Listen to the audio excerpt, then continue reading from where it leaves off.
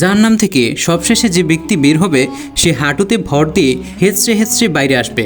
পথিমধ্যে সে একের পর এক উন্নত আর অসাধারণ সুন্দর গাছ দেখতে পাবে এবং প্রতিবারে সে আল্লাহর কাছে সেগুলোর ছায়া প্রার্থনা করবে। যখন সে জান্নাতের দরজায় পৌঁছাবে তখন তার মনে হবে যে জান্নাত পূর্ণ হয়ে গেছে এবং তার জন্য আর কোনো জায়গা অবশিষ্ট নেই। তখন আল্লাহ তাকে জিজ্ঞাসা করবেন, তুমি কি এত সন্তুষ্ট যে তোমাকে দুনিয়ার সবচেয়ে বড় বাদশাহর সমান জায়গা দেয়া হোক?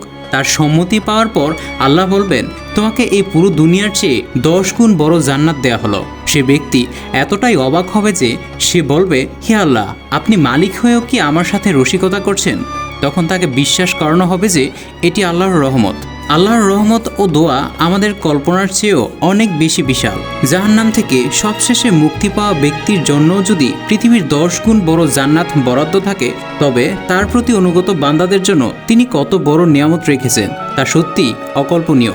তাই কোনো অবস্থাতেই আল্লাহর রহমত থেকে নিরাশ হওয়া উচিত নয়, বরং সর্বদা তার অসীম করুণার উপর ভরসা রেখে খাঁটি মনে ক্ষমা প্রার্থনা করা উচিত। আপনি একজন মুসলিম হলে কমেন্টে অবশ্যই সুবহানাল্লাহ লেখা উচিত।